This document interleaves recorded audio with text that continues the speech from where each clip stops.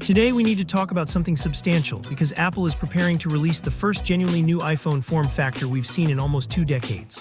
Reminds me of the time we first saw the original iPhone in 2007.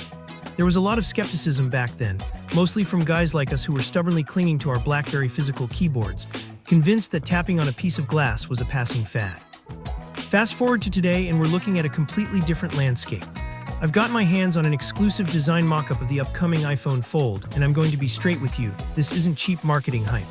This is a highly detailed look at how Apple plans to solve the biggest, most infuriating problems that have plagued folding phones since they hit the market. For professionals who rely on their devices daily, who don't have the patience to deal with fragile hinges or screens that look like a piece of crumpled aluminum foil after 6 months, those standard industry compromises just aren't acceptable. So we need to separate the actual engineering from the noise. I'm going to walk you through the exact dimensions, the surprisingly welcome shift away from Face ID, the absurd display technology, and yes, the pricing rumors that might just make you consider putting off that kitchen remodel for another year. Let's start with the physical hardware, because what I'm holding here is an alleged final design dummy unit for the iPhone Fold, machined entirely out of solid metal. The idea behind these dummy units is to give case makers a head start, but for us it's a blueprint of Apple's thought process. The very first thing you notice when you pick it up is the footprint. When it's closed, it's noticeably short and wide. I'll admit on paper, looking at the schematics, I fully expected to hate this. It sounded like holding a coaster to your ear, but in the hand it makes perfect ergonomic sense. It's incredibly comfortable for one-handed use, unlike the current Pro Max models that require the finger gymnastics of a concert pianist just to reach the back button. On the front, you are looking at a very practical 5.3-inch cover display, but unfold it and you are greeted by a massive 7.8-inch internal screen. To put that in perspective for those of you keeping score at home, you are essentially carrying an iPad mini right in your front pocket. But here is where things get really fascinating and frankly a bit nostalgic. If you look closely at the bezels around that massive inner display, you'll notice something is missing. There are absolutely no cutouts for the TrueDepth camera system. That's right, the iPhone Fold is officially ditching Face ID on the inside. For those of us who remember the classic, reliable Touch ID era, and who are tired of Face ID failing to recognize us when we're wearing our polarized sunglasses while driving or mowing the lawn, you'll be pleased to know it's making a comeback. Apple is integrating Touch ID directly into the power button on the right-hand side, lifting the exact, proven implementation straight from the current generation iPad Air and iPad mini. It's a pragmatic, sensible choice that proves someone in Cupertino still understands how adults actually use their phones in the real world. Speaking of those iPad similarities, the volume rocker has been relocated from its traditional spot on the left to the top right edge. Interestingly enough, this dummy unit does not feature an action button or a mute switch of any kind. Now let's employ a little common sense here. I would bet good money this is simply a pre-production omission on the dummy unit. It's highly unlikely Apple would walk back the action button on their absolute most premium tier device, so expect to see it on the final retail units unless Apple suddenly decides we all prefer digging through the settings menu to silence our phones during a meeting. Flipping the device over the back is remarkably understated. We have a standard dual camera setup, a wide and an ultra-wide lens, housed inside the raised camera plateau that we expect to see debut on the iPhone 17 series. Another curious omission on this dummy is the MagSafe ring. While the iPhone 18 Pro dummy units clearly show it engraved on the back, the Fold does not. This implies Apple might sacrifice MagSafe entirely just to shave off a millimeter of thickness. I guess we'll all be buying new car mounts again. So why has Apple waited until 2026 to release a foldable? The answer, as anyone who has looked sideways at an early Samsung device knows, lies entirely in the crease. Apple's entire corporate philosophy is to sit back, let other companies make the embarrassing, expensive mistakes, and then release a polished version years later. It seems they have finally cracked the code on the folding screen by combining 3 distinct engineering breakthroughs. First up is the hinge itself. Apple is reportedly utilizing a liquid metal alloy mechanism. It sounds like something out of Terminator 2, but practically it allows the hinge to flex repeatedly while distributing mechanical tension perfectly evenly. Second is the display stack. Instead of a standard flexible OLED panel, Apple is sandwiching the OLED between 2 separate layers of ultra-thin glass, or UTG. Think of it like a laminated windshield. Bending multiple ultra-thin layers together rather than one thicker layer naturally diffuses the physical stress. Third, and perhaps the most critical component, is the optically clear adhesive, or OCA. According to reliable supply chain sources, this adhesive acts as a microscopic shock absorber. It's a variable glue. When the screen folds, the OCA prevents tension from pooling at the apex of the bend. More importantly, it's an active material that continuously fills in microscopic irregularities over time.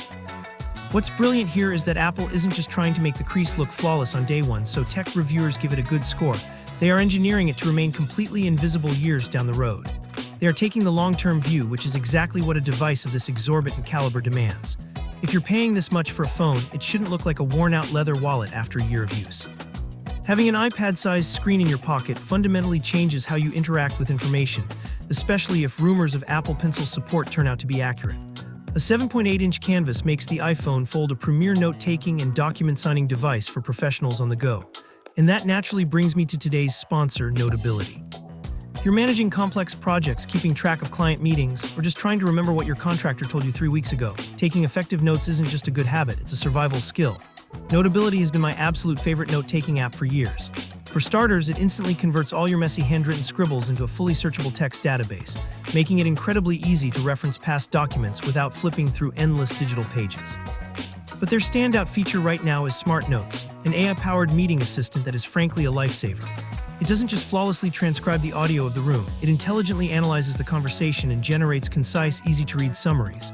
Whether you're an individual consultant trying to keep your head above water or managing a larger corporate team, Notability's live collaboration tools keep everyone perfectly aligned. Use my code down in the description for a solid discount on a Plus or Pro plan.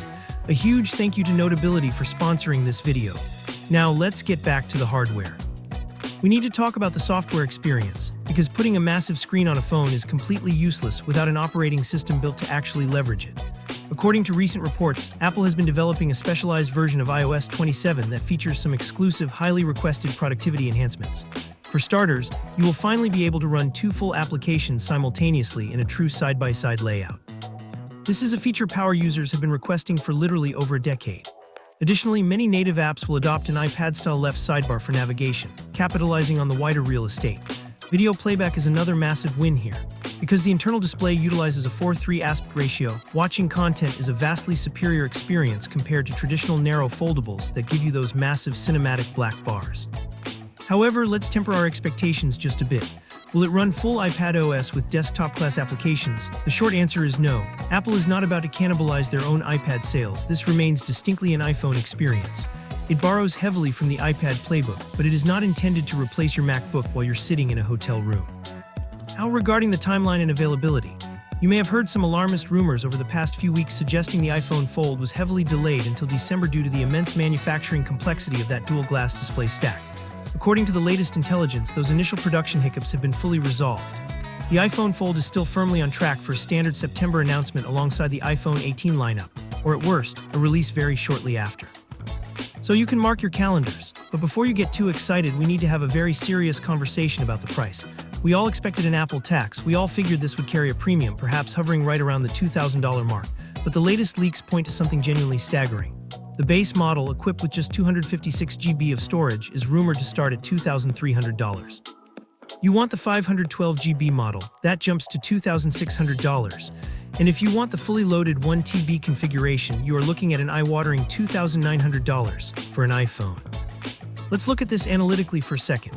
$2,900 is not a phone purchase. That is a used Honda Civic in 2014. It's an incredible piece of engineering, no doubt. The liquid metal hinge, the complex dual-glass display stack, the seamless self-healing crease, it is all undeniably impressive. But is there a real-world use case that justifies spending MacBook Pro money on a phone you're going to accidentally drop in the driveway? Right now, I have my doubts. This rollout feels very reminiscent of the Vision Pro launch. Apple is entering the market at the absolute highest possible end, demonstrating unparalleled hardware prowess, but perhaps searching for a definitive software justification to back up that price tag. The multitasking is great, but for $2,300, you can buy an incredibly capable laptop that will fundamentally allow you to do actual heavy lifting work. I think the technology is real and the build quality will be spectacular, but at this price, it's not for the masses. It's a status symbol and a technical flex. So that leaves us with a big question. Is the sheer convenience of having a pristine, crease-free iPad mini folded up in your pocket worth that kind of astronomical premium? Or are you perfectly content sticking with the traditional Pro models that already cost an arm and a leg? Let me know your thoughts down in the comments. I'll be down there reading through them. If you found this breakdown valuable and appreciate us cutting through the usual hype, hitting the like button and subscribing really helps the channel out. As always, I appreciate your time today. Take care of yourselves, and I'll see you in the next one. Oh, and one final note before we go. In case you missed the massive industry news drop while you were busy working, Tim Cook has officially stepped down as Apple's CEO. John Ternus has officially taken the helm. It's the end of an era, and it's going to be fascinating to see where he steers the ship from here.